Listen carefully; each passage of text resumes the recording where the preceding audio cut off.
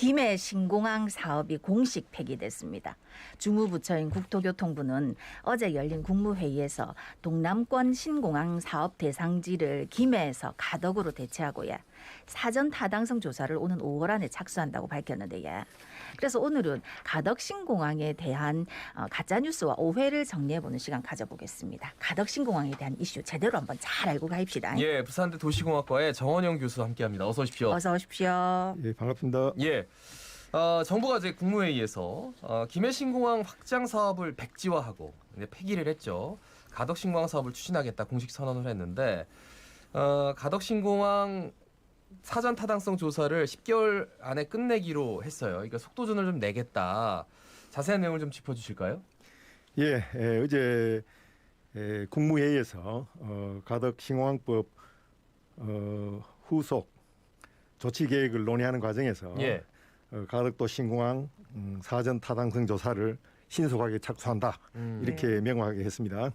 그 사전 타당성 조사 용역은 일단 발주를 하려면은 좀 절차가 있습니다. 예. 그 절차를 한 2개월 정도에 완료를 하고 오는 5월달에 착수를 하는 걸로 그렇게 돼 있습니다.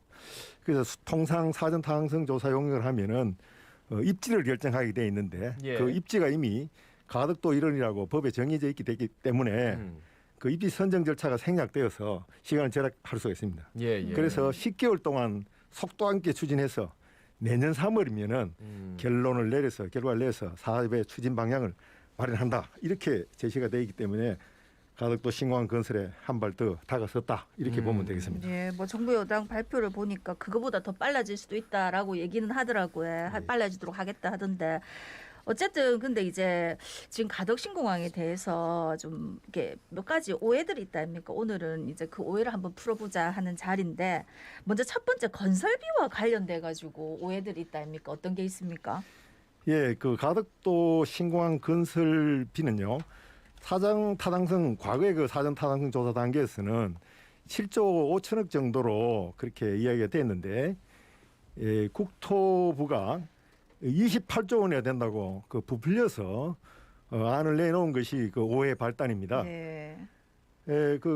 가덕도 신공항에는 3,500m짜리 활주로를 하나 정도 확보하는 것을 전제로 해서 예. 건설비를 검토해 왔는데 국토부가 내놓은 28조 원에 대한은 가덕도 신공항의 활주로를 하나가 아니고 활주로 2개를 건설하고 예. 그리고 현재 김해에 있는 군사공항까지 전부 이전하는 것을 전제로 제시하고 있습니다. 네. 예, 예. 그 만일 국토부 안대로 군사공항을 이전하려면은 국방부하고 먼저 협의가 이루어져야 할 텐데 예, 예.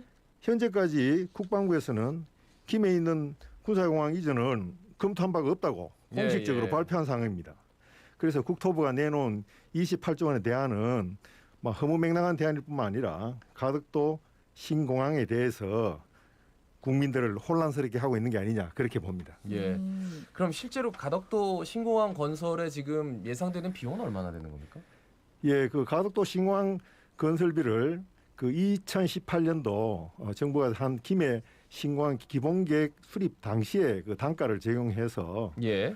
그 2020년이죠. 작년에 그 검토해본 바에 의하면 가덕 신공항 수정 대안 사업비는 7조 5,400억 정도로 추정이 됩니다. 그 이 비용은 최소 건설비를 추정한 것이라고 보면 되는데 이를 위해서 부산광역시에서는 가덕도 신공항의 검토 방향을 기본적으로 해상 매립을 최소화하는 방향으로 예.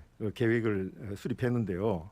구체적으로 말하면은 2016년도 ADPI가 해상 매립할 때는 전체 활주로에 75% 정도로 하던 것을 43% 정도로 줄였습니다. 예, 예. 그리고 가덕도 남단에 있는 그 국수봉, 국수봉을 절치해서 토석을 해상 매립지로 활용해서 예, 예. 공사비를 절감하는 방향으로 그렇게 계획을 수립했다고 보면 되겠습니다. 그러니까 해상 매립이 좀 줄어들수록 공사비가 당연히 적게 들고 당연히 또 공기도 빨라지겠죠. 그렇죠. 근데 75%를 43%로 7조 5,400억 원. 예. 가덕 신공항을 둘러싼 오해가 부등치마에 대한 우려입니다.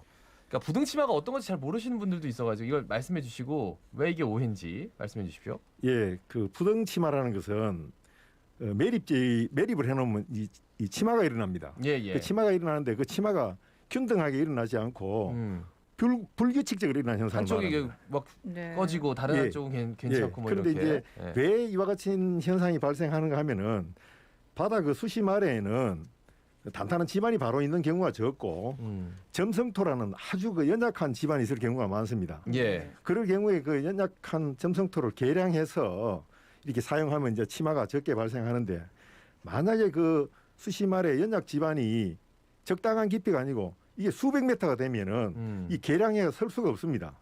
그래서 적당한 깊이까지 계량을 하고 난 뒤에 건물을 건설하거나 터미널을 건설해서 사용하게 됩니다. 그럼 어떤 현상이 벌어지냐면 시간이 지남에 따라서 건물과 터미널, 공항터미널 같은 있는 지점에는 하중을 더 많이 받아서 매립지가 치마가 더 크게 일어나게 됩니다. 예. 이것이 전형적인 부등치마인데 예를 들면 일본 간사이 공항의 제1기 공사에서 그 터미널 부분에 치마가 많이 일어났습니다. 예. 이것이 바로 부등치마의 대표적인 것이라고 보면 되겠습니다. 예. 그러면은 예. 당연히 가덕신공항도 이렇게 되면 부등치마 일어나는 거 아니야라고 얘기할 수 있겠네요. 예, 그런데 결론부터 말씀드리면은 가덕도 해안의 부등치마는 충분히 해결이 가능합니다. 그 일본 간사이 공항에 내가 이야기를 했는데 예. 간사이 공항에는 방금 이야기했다시피 지반이 그 수백 메타 연약 지반이 있다 그랬죠. 네. 그런데 가덕도 해안의 연약 지반은 45m 정도이고 그 아래는 단단한 지반이 안반이 있습니다. 그래서 45m 정도의 연약 지반만 현재 아주 최신 공법, 뭐 DCM 공법이라고 해서 시멘트를 혼합해 가지고 단단하게 하는 공법이라든지 PVD 공법이라 해서 플라스틱 그 보드 드레인이라고 이 물을 빼내는 그런 공법이 있습니다. 예. 첨단 공법을 쓰면은 단단해져 가지고 그냥 지반까지 충분히 그 물을 다 빼고 나면 더 이상 치마가 일어나지 않습니다. 그래서 네. 행간에는 또 해상, 육상, 해상으로 이렇게 매립 공사가 되기 때문에 이것도 부등치마가 되지 않느냐 하지만 예. 그 이렇게 치마될 부분을 그 밑에 안반이기 때문에 이리 바다 쪽 깊은 곳에는 토사를 더 많이 매서 채워서 그게 예. 이제 과제 성도 조절이 하는데 그런 걸 활용하면은 부등치마 문제는 충분히 해결할 수 있다고 학계에서도 말하고 예, 건설업계에서도 말하고 있습니다. 그러니까 네. 간사이 공항 만들었을 때 당시의 공법과 지금의 공법을 단순 비교하면 안 된다는 거죠. 이거 완전히 다른 예. 공법인데. 그 지하 지층 구성도 다르고, 다르고. 지층 구성도 예. 다르고. 그리고 기술도 완전히 지금 발전됐고 네, 알겠습니다. 그리고 또 하나가 공역 중첩에 관련된 내용이 있던데 이게 뭔지 모르겠더라고요. 뭡니까? 예, 그게 이제 두 가지 내용이 문제라고 제기가 되고 있는데 하나는 그 만약에 가덕도 신공항 운영하게 되면 김해공항하고 공역이 겹쳐가지고 김해공항의 간제 업무가 복잡해져서 사고가 증가하는 게 아니냐 하는 그런 거고 둘째로는 진해 비행장이 있습니다. 그 진해 비행장하고 네. 가덕공항하고 공역이 또 중첩돼서 항공 안전 사고 위험성이 증가하는 것이 아니냐 뭐 이런 그 이야기가 나오고 있는데요. 예. 근데 이제 가덕 신공항하고 김해공항은 두 공항 사이의 거리가 한 13해리, 24km 정도 이상 떨어져 있습니다. 예. 그래서 그렇기 때문에 비행기의 그 이착륙의 경로가 완전히 다릅니다. 김해공항은 굉장히 높은 데서 이렇게 지나가고 가덕공항은 낮은 데서 이렇게 이착륙을 하기 때문에 그 만날 일이 공역이 중첩되지는 않고요.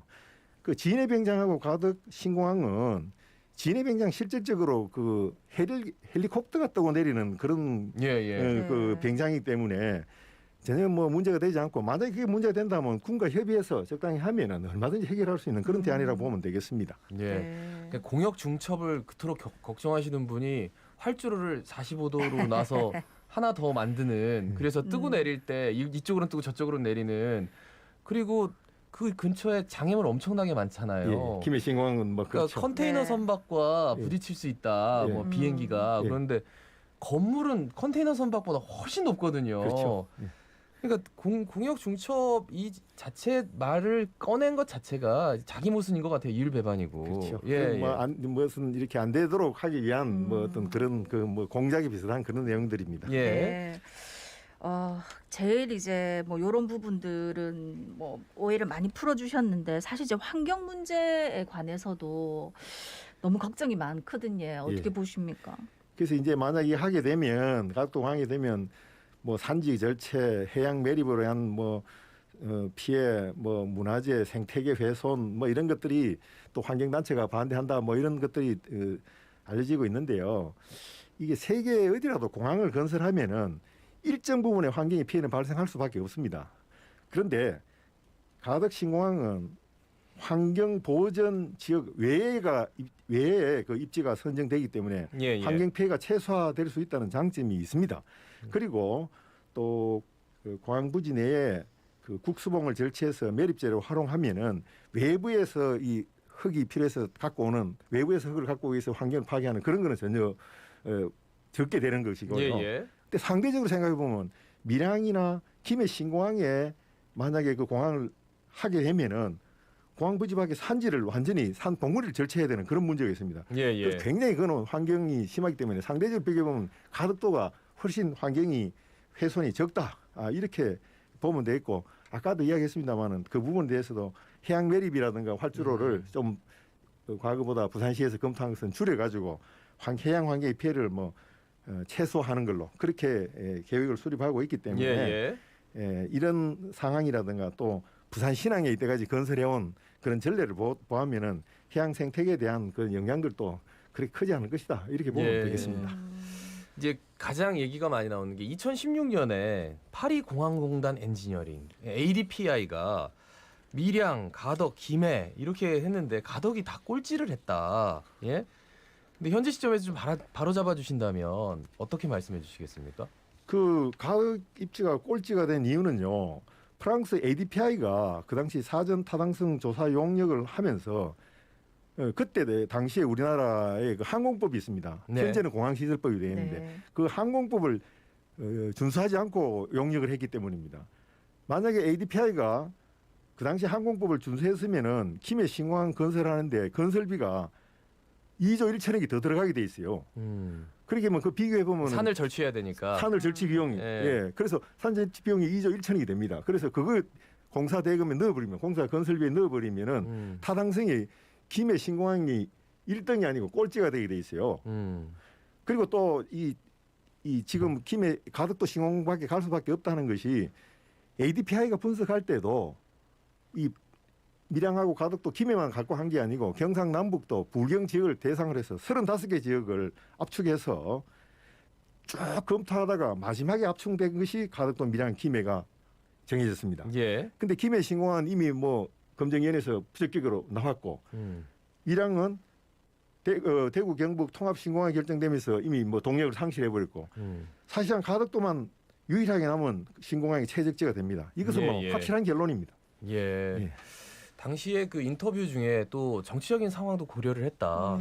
이런 그게 가산점으로 들어가기도 하고 그래서 굉장히 ADPI에서 그 디테일하게 얘기를 해줬는데 외국 분들이 얘기한 그 아주 단면만 계속해서 뉴스에 나오니까 많은 분들이 조금 오해를 하시는 것 같아가지고 예, 실태를 면밀히 따지면은 김해 신공항이 절대 될 수 없는 그런 그 결론입니다. 그때 항공학적 검토 이런 얘기도 나왔어요. 예. 뭡니까?